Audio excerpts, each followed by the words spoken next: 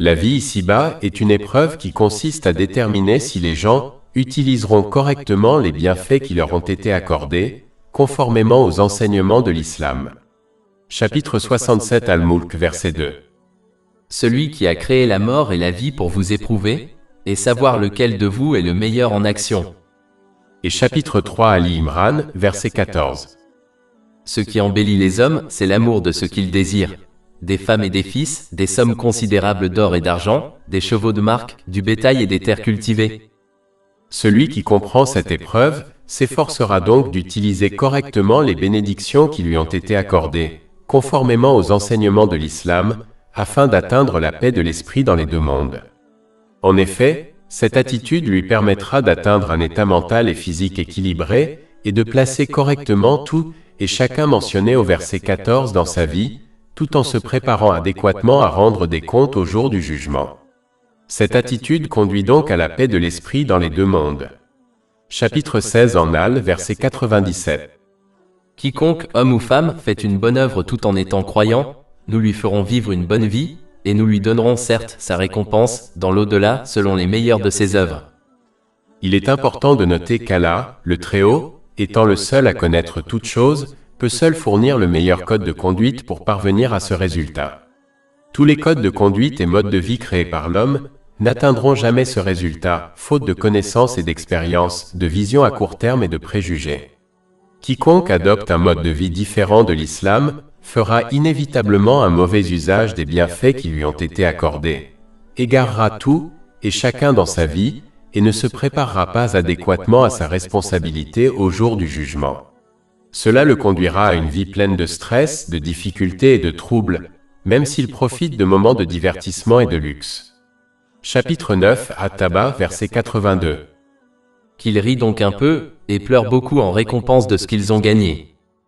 Et chapitre 20 A, versets 124 à 126. Et quiconque se détourne de mon rappel, certes, il aura une vie pénible. Et au jour de la résurrection, nous le rassemblerons aveugle. Il dira, Seigneur, pourquoi m'as-tu ressuscité aveugle, alors que je voyais? Allah dira, ainsi vous sont venus nos signes et vous les avez oubliés, et ainsi vous serez oubliés ce jour-là. La différence entre ces deux modes de vie est flagrante lorsqu'on observe ceux qui mettent en pratique les enseignements de l'islam et ceux qui ne les mettent pas en pratique.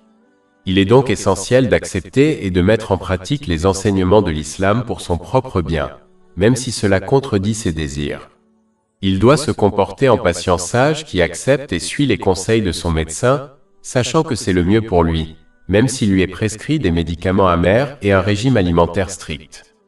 De la même manière que ce patient sage parviendra à une bonne santé mentale et physique, il en sera de même pour celui qui accepte et met en pratique les enseignements de l'islam.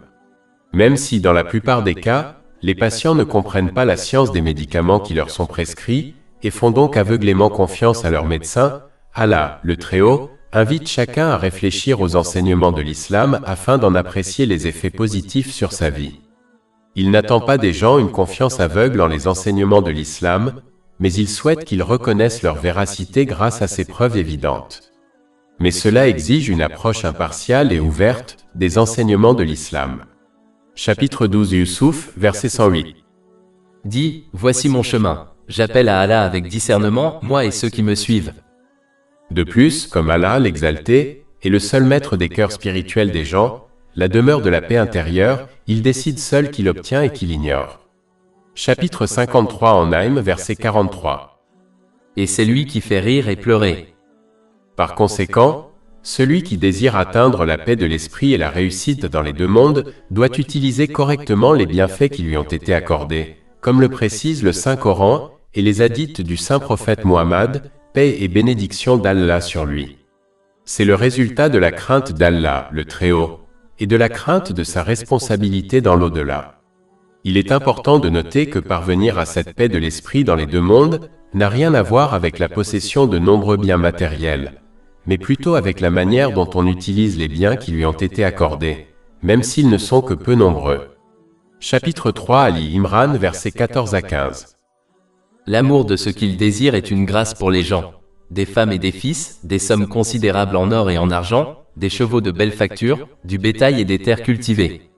Voilà les plaisirs de la vie présente. Mais Allah a auprès de lui la meilleure récompense. Dis, veux-tu que je t'informe de quelque chose de meilleur? À ceux qui craignent Allah, il y aura auprès de leur Seigneur des jardins sous lesquels coulent des ruisseaux, où ils demeureront éternellement, ainsi que des épouses purifiées et l'agrément d'Allah. Il est également important de noter que l'on obtiendra l'agrément d'Allah, le Très-Haut, que lorsqu'on approuve ses décisions et ses décrets à son égard et à l'égard de ses proches. Chapitre 89 Al-Fajr, versets 27 et 30. On dira aux pieux, ô âme apaisée, retourne à ton Seigneur satisfaite et agréée. Entre parmi mes serviteurs, et entre dans mon paradis. Il faut donc se rappeler qu'Allah, le Très-Haut, décrète toujours ce qui est le mieux pour chacun, même si cela ne leur paraît pas évident. Chapitre 2 Al-Baqarah, verset 216. Mais peut-être détestez-vous une chose et elle est un bien pour vous. Peut-être aimez-vous une chose et elle est un mal pour vous. Et Allah sait, tandis que vous ne savez pas. Se souvenir de ce fait aidera à rester ferme dans l'obéissance à Allah, le Très-Haut, ce qui implique d'utiliser correctement les bienfaits qui nous ont été accordés, conformément aux enseignements de l'islam.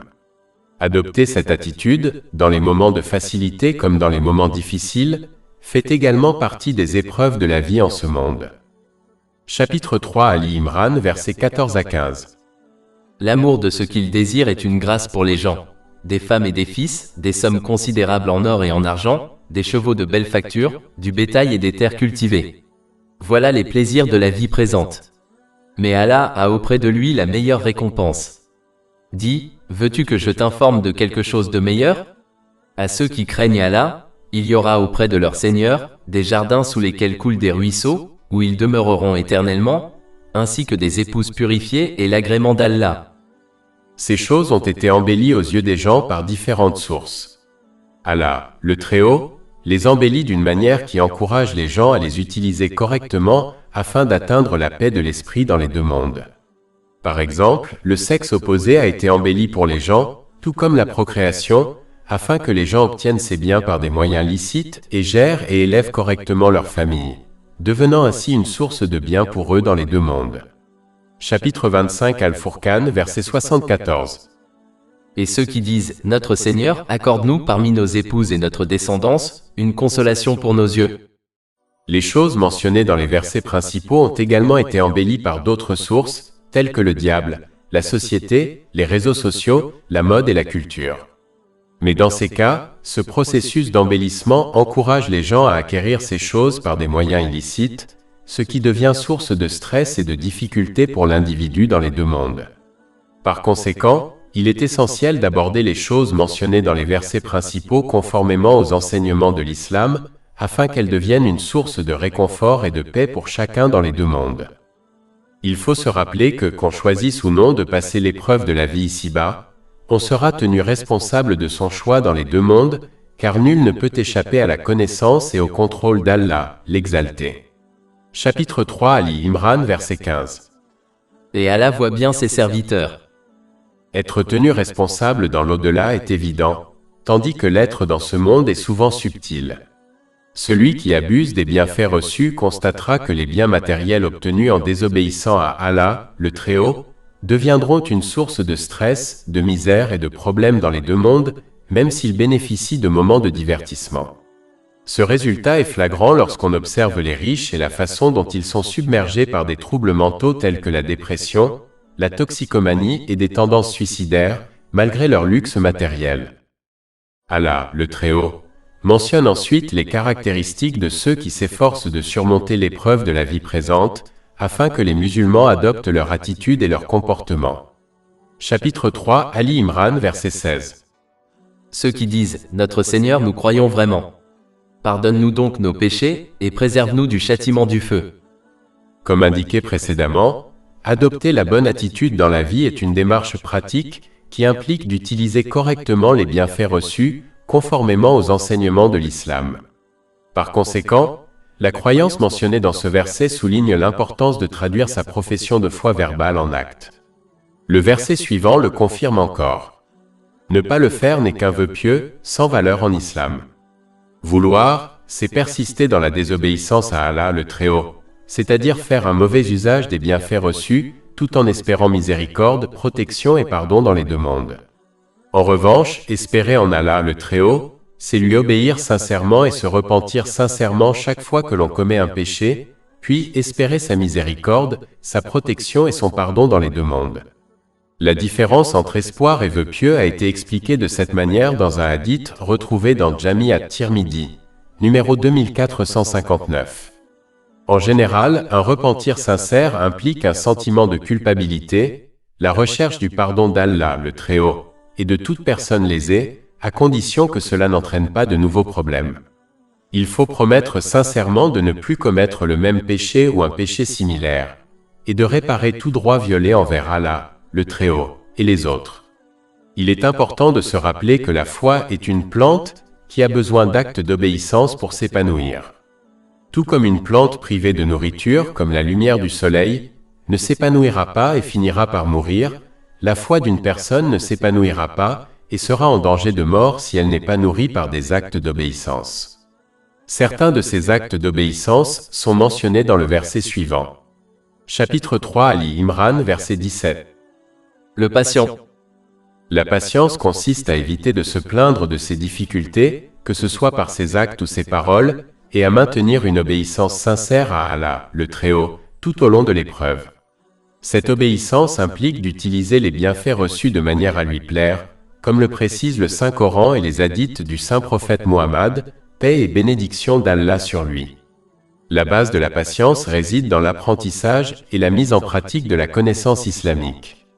Plus on apprend et met en pratique la connaissance islamique, plus on comprend que tout ce qu'Allah, le Très-Haut, choisit est le meilleur pour tous, même si cela ne lui paraît pas évident, car les difficultés rencontrées recèlent des sagesses cachées.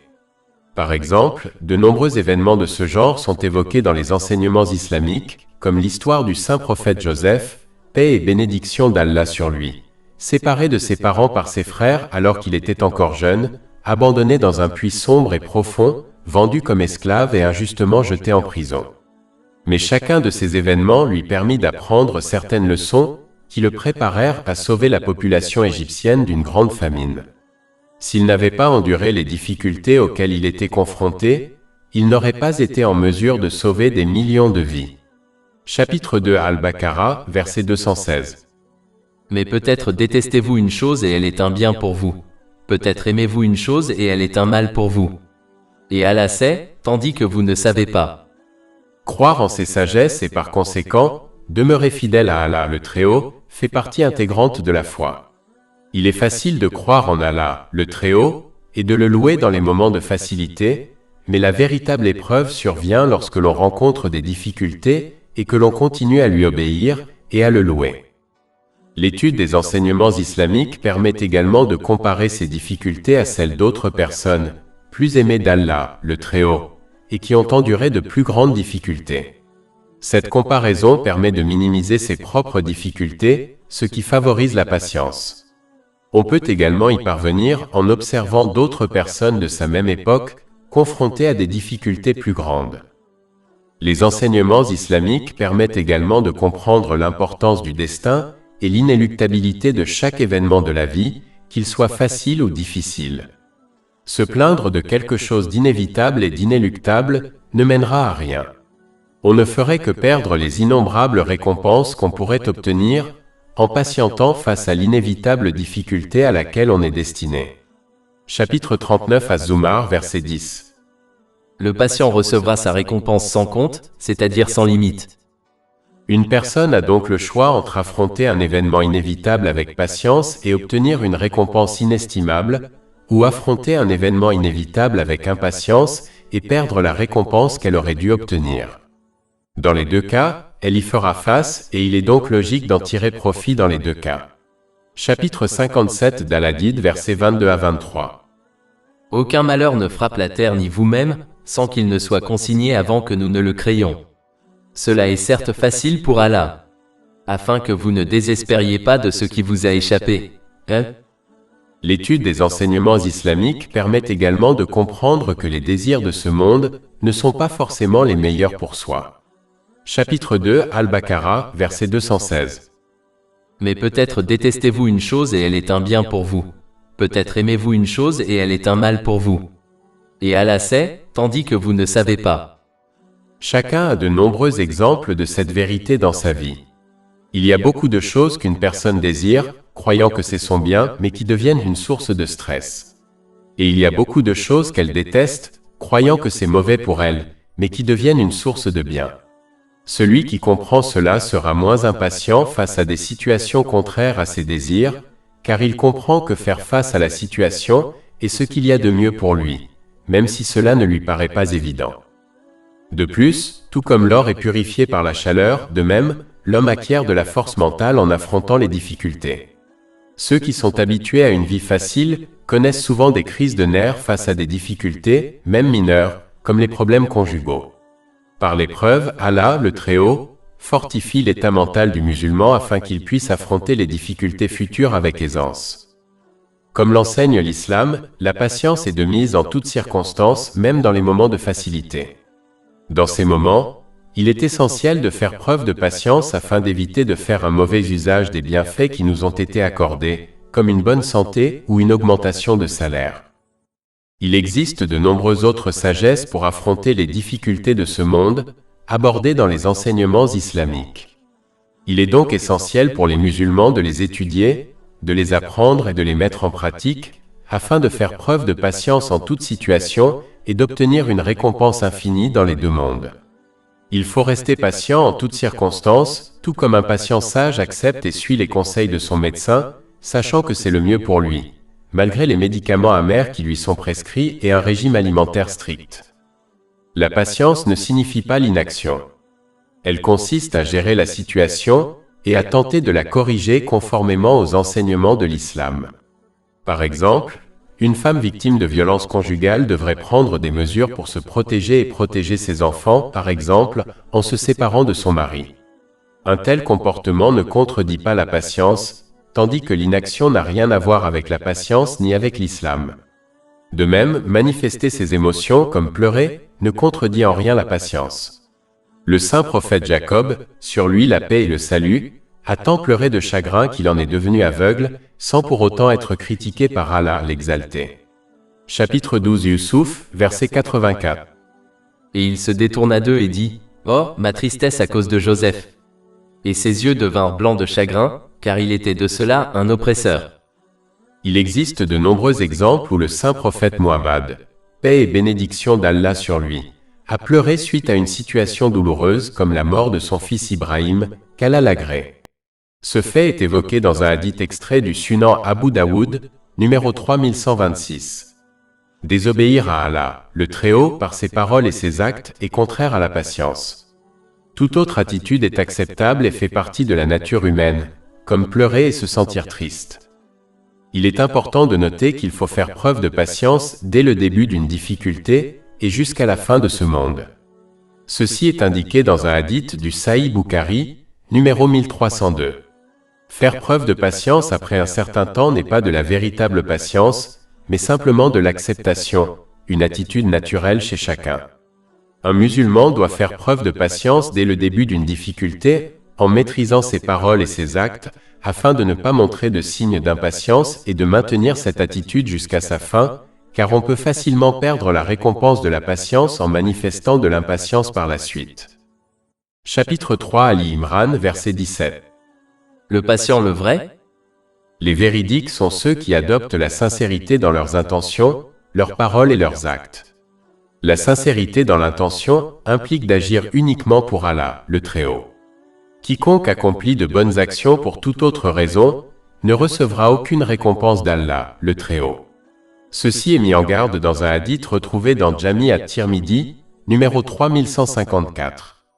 Un signe positif d'une bonne intention est qu'une personne n'attend ni n'espère aucune gratitude, ni compensation de la part des autres.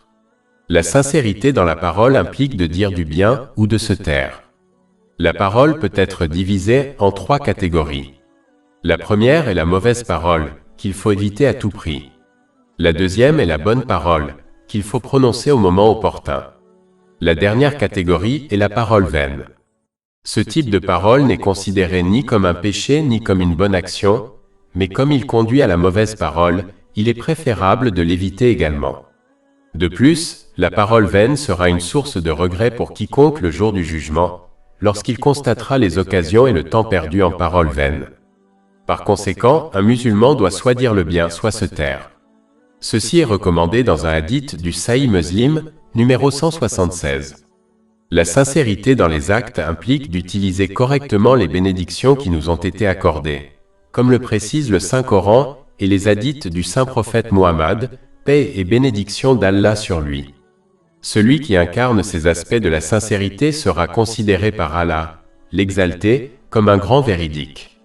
En revanche, celui qui ne fait pas preuve de sincérité dans ses intentions, ses paroles et ses actes, sera considéré par Allah, l'Exalté, comme un grand menteur. Ceci est recommandé dans un hadith du Jami' at-Tirmidhi, numéro 1971. Nul besoin d'être un érudit pour prédire ce qui adviendra de ces deux types de personnes. Chapitre 3 Ali Imran, verset 17. Le patient, le vrai, l'obéissant. L'obéissance à Allah, le Très-Haut, implique d'apprendre et d'appliquer sincèrement les enseignements du Saint-Coran. Il faut donc s'efforcer de comprendre et d'appliquer le Saint-Coran, et éviter de le réciter uniquement dans une langue inconnue, car l'obéissance sans compréhension est impossible. L'obéissance au Saint-Prophète Muhammad, paix et bénédiction d'Allah sur lui, implique d'apprendre et d'appliquer sincèrement sa vie et ses enseignements. L'obéissance ne se résume donc pas à proclamer son amour et son respect pour le Saint-Prophète Muhammad, paix et bénédiction d'Allah sur lui, tout en ignorant sa vie et ses enseignements. Chapitre 4 en Nisa, verset 80. Celui qui obéit au messager a obéi à Allah. Cette obéissance garantit une utilisation judicieuse des bénédictions qui nous ont été accordées. Elle nous permettra d'atteindre un équilibre mental et physique, de placer chaque chose et chaque personne dans notre vie, tout en nous préparant adéquatement à rendre des comptes au jour du jugement. Cela conduit à la paix de l'esprit dans les deux mondes. Chapitre 4 en Nisa, verset 69. Et quiconque obéit à Allah et au messager, ceux-là seront avec ceux qu'Allah a comblés de faveur parmi les prophètes, les véridiques, les martyrs et les pieux. Et quels excellents compagnons! L'obéissance implique également d'obéir à ceux qui sont en charge, tant dans les affaires matérielles que religieuses. Tant que l'on ne contredit pas les enseignements du Saint-Coran et les traditions du Saint-Prophète Muhammad, paix et bénédiction d'Allah sur lui, ni n'innove en religion, on doit obéir aux responsables, tant dans les affaires matérielles que religieuses. Chapitre 4 en Nisa, verset 59. Ô vous qui avez cru! Obéissez à Allah, aux messagers et à ceux d'entre vous qui détiennent l'autorité. Et si vous êtes en désaccord sur quoi que ce soit, soumettez-le à Allah et aux messagers, si vous croyez en Allah et au jour dernier.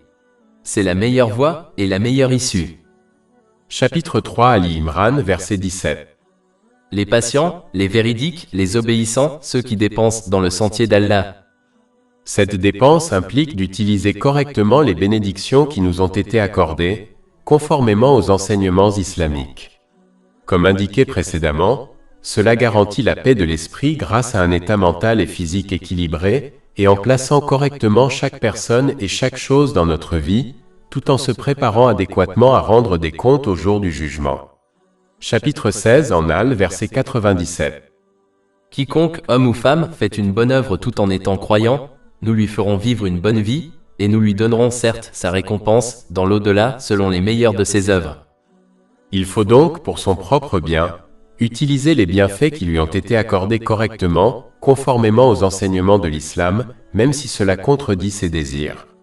Il doit se comporter comme un patient sage qui accepte et suit les conseils de son médecin, sachant que c'est le mieux pour lui, même s'il lui prescrit des médicaments amers et un régime alimentaire strict. De la même manière qu'un patient retrouvera une bonne santé physique, celui qui accepte et suit les enseignements de l'islam trouvera la paix intérieure et spirituelle. De plus, il faut toujours se rappeler que les bienfaits qu'il possède ont été créés et accordés par Allah le Très-Haut, comme un prêt et non comme un don. Tout comme les prêts matériels, ce prêt doit être remboursé. Il faut rembourser les bienfaits qui nous ont été accordés en les utilisant correctement, conformément aux enseignements de l'islam. En revanche, les musulmans recevront les bienfaits du paradis comme un don et non comme un prêt. Ils seront donc libres d'en faire usage selon leurs désirs. Chapitre 7 Al-Araf, verset 43. Et on les appellera. Ceci est le paradis, dont vous avez hérité à cause de ce que vous faisiez. Il est donc essentiel de garder cette réalité à l'esprit, afin de s'encourager à rembourser le prêt qui constitue les bénédictions qui lui ont été accordées ici-bas. Mais de la même manière qu'une personne qui ne rembourse pas un prêt temporel s'expose à une pénalité, celle qui ne rembourse pas son prêt à Allah, le Très-Haut, en subira les conséquences. Ces biens matériels deviendront alors une source de stress, de misère et de problèmes dans les deux mondes. Cela est évident lorsqu'on observe ceux qui ne remboursent pas le prêt qu'Allah, le Très-Haut, leur fait un usage correct, conformément aux enseignements de l'islam. Chapitre 3 Ali Imran, verset 17. Les patients, les véridiques, les obéissants, ceux qui dépensent dans le sentier d'Allah, et ceux qui implorent le pardon avant l'aube. Le repentir sincère implique de se sentir coupable, de demander pardon à Allah le Très-Haut, et à quiconque a été lésé, tant que cela n'entraîne pas de nouveaux problèmes. Il faut s'engager sincèrement à ne plus commettre le même péché ou un péché similaire, et à réparer les torts causés à Allah, le Très-Haut, et aux autres. De plus, le verset 17 souligne l'importance de la prière nocturne surérogatoire. Dans un hadith divin, retrouvé dans le Sahih Bukhari numéro 1145, le saint prophète Muhammad, paix et bénédiction d'Allah sur lui, a indiqué qu'Allah, l'exalté, descend chaque nuit au ciel le plus proche, selon son infinie majesté, et a invité les gens à lui demander de pourvoir à leurs besoins afin qu'ils puissent les combler. L'adoration nocturne surérogatoire témoigne de la sincérité envers Allah, l'exalté, car aucun autre regard ne les observe. Elle possède d'innombrables vertus. Par exemple, un hadith retrouvé dans Sunan en Nasaï, numéro 1614, la qualifie de meilleure prière surérogatoire. Les plus hauts rangs des deux mondes considèrent la prière nocturne surérogatoire comme la plus haute position réservée au saint prophète Muhammad, paix et bénédiction d'Allah sur lui, et a été directement liée à la prière nocturne surérogatoire.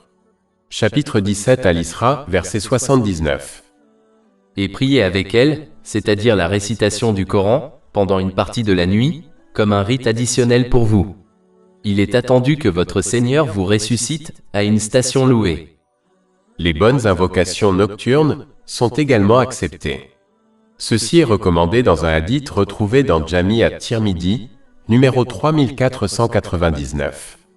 L'accomplissement de la prière nocturne surérogatoire prévient les péchés, aide à éviter les rassemblements sociaux vains et pécheurs, et protège de nombreuses maladies physiques. Ceci est recommandé dans un hadith retrouvé dans Jami at-Tirmidhi, numéro 3549. Il est conseillé de se préparer à la prière nocturne surérogatoire en évitant de trop manger et boire, surtout avant de se coucher, car cela favorise la paresse et le sommeil.